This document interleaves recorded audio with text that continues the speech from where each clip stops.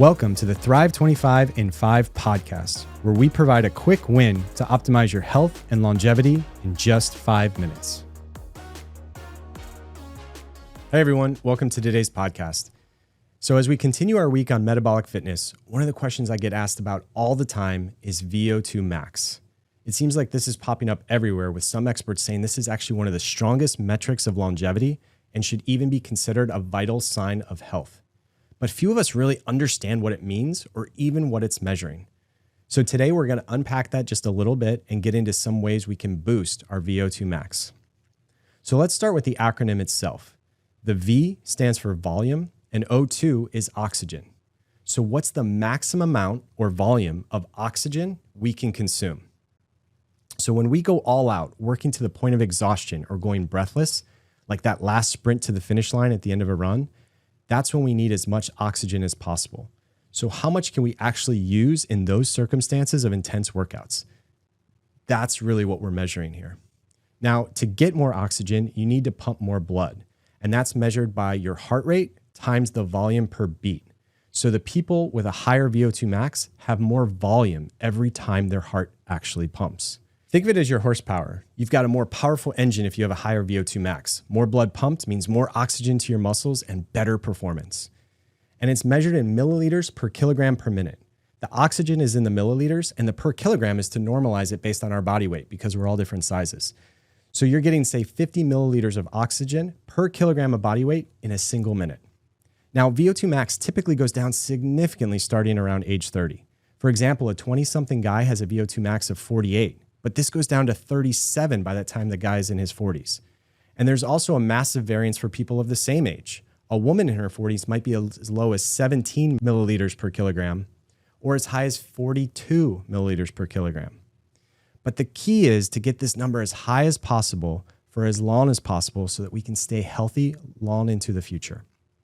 Now, if you are wondering, the highest measured VO2 max was a Norwegian cross-country skier who actually had a 96 milliliters per kilogram.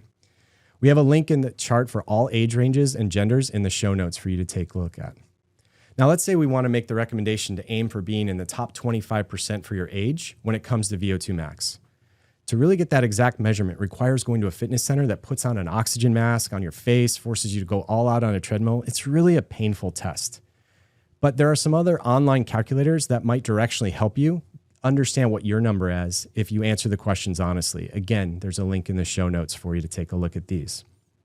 But there's also some tests you can try on your own that will give you a good sense of your metabolic fitness. For example, you can complete the 1.5 mile test or the Cooper test, 12 minutes on a bike, which is included in our Thrive25 fitness playbook. And this will tell you your exact fitness level for your age.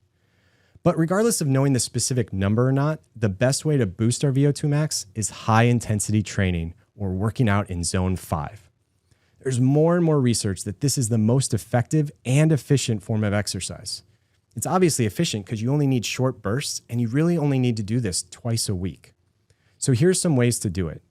You might have heard of Tabata. This is the 20 seconds on as hard as you can, 10 seconds off. And you typically do this for about 8 rounds, so 2 minutes. These exercises might be box jumps or burpees or going all out on a stationary bike, and would typically be 8 sets of 4 to 6 different exercises. Alternatively, Dr. Peter Attia does a 4x4x4, 4 minutes of an intense workout, 4 minutes recovery, 4 times. And I actually do something similar. There's a class I go to that has 8 stations for 4 minutes with 1 minute rest in between.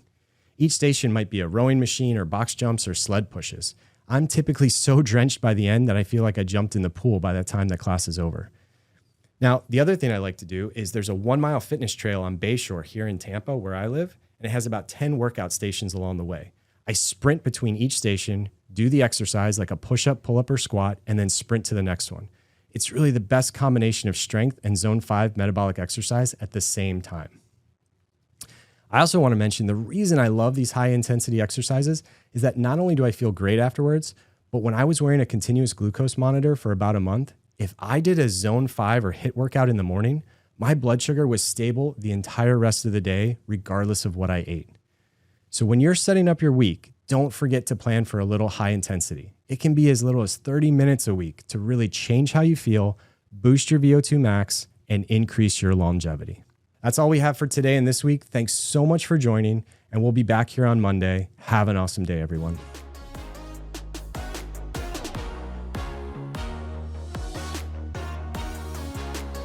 While we strive to provide informative and inspiring content, the information shared in this podcast is for educational and entertainment purposes only and should not be taken as medical advice. Always consult with your healthcare provider for any personal health concerns or before starting a new health regimen.